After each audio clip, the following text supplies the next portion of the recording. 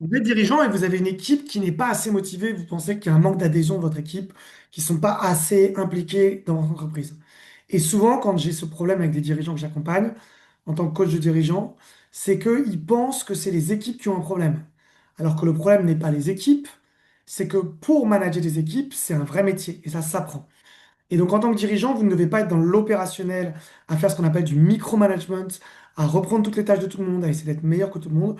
Vous devez avoir une vision de là où vous voulez emmener les gens. Vous devez faire de la vraie gestion de projet, du pilotage de projet. Moi, je suis ingénieur de formation. Et donc, le pilotage de projet, je vous rappelle que c'est des plannings, des délais, c'est des coûts, c'est une analyse des risques et du management d'équipe. Et le pilotage de projet n'est pas juste le management.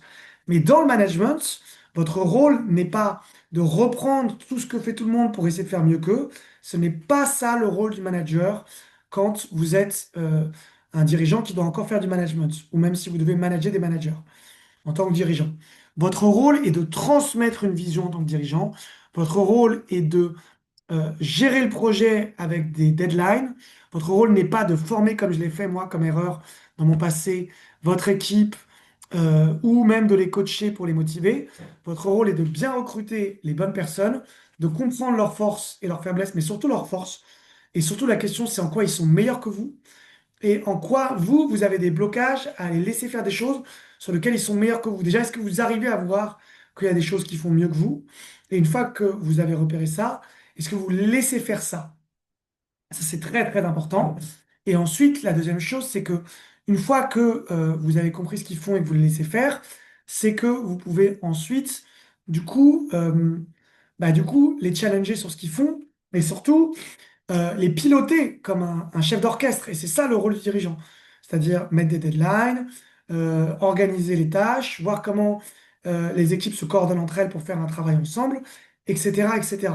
Déjà, est-ce que vous faites des projets dans votre entreprise? C'est-à-dire, est-ce que vous faites évoluer vos produits, vos services pour les vendre plus cher, de meilleure qualité, améliorer finalement la livraison, tout ça. Et effectivement, dans le pilotage de vos équipes commerciales, puisque moi je suis effectivement directeur commercial, externalisé, en plus d'être coach de dirigeant dans les boîtes, dans les entreprises dans lesquelles je travaille, il y a des process, des méthodes de travail, il y a comment vous accueillez vos équipes quand ils rentrent dans votre entreprise, il y a comment vous les suivez, comment vous les formez, ou comment vous recrutez les bonnes personnes qui sont déjà formées, et comment vous les laissez eux ou elles mettre des process dans votre entreprise.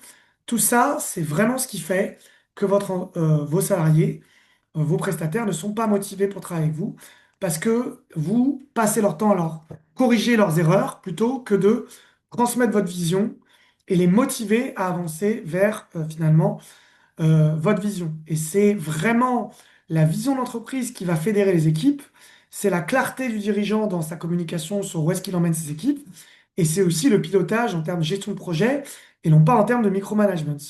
Si tout ce que je t'ai dit te parle et que tu as des problèmes avec des équipes qui ne sont pas motivées, que tu sois dans le domaine de la restauration, du bâtiment, que tu sois coach, que tu sois formateur, que tu sois directeur de formation, que tu aies créé une entreprise dans différents secteurs. Moi, j'ai travaillé aussi dans des sociétés de prestations d'ingénierie.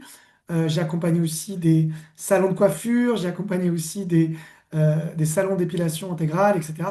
J'ai fait pas mal de secteurs d'activités différents. Eh bien, sache que je peux vraiment t'aider pour mieux manager tes équipes, mieux structurer ton entreprise et mieux piloter et transmettre ta vision et arrêter de croire que ton rôle de dirigeant, c'est de tout faire à la place des autres ou de reprendre le travail des autres et d'être dans ton vrai travail de dirigeant. Faire des fiches de poste, faire des process clairs, suivre ces process, mieux communiquer avec ton équipe, les motiver, transmettre ta vision, créer des process et une structure claire. Et c'est vraiment ça qui va te permettre d'avoir des équipes motivées plutôt que de les critiquer et dire que c'est eux qui ont un problème.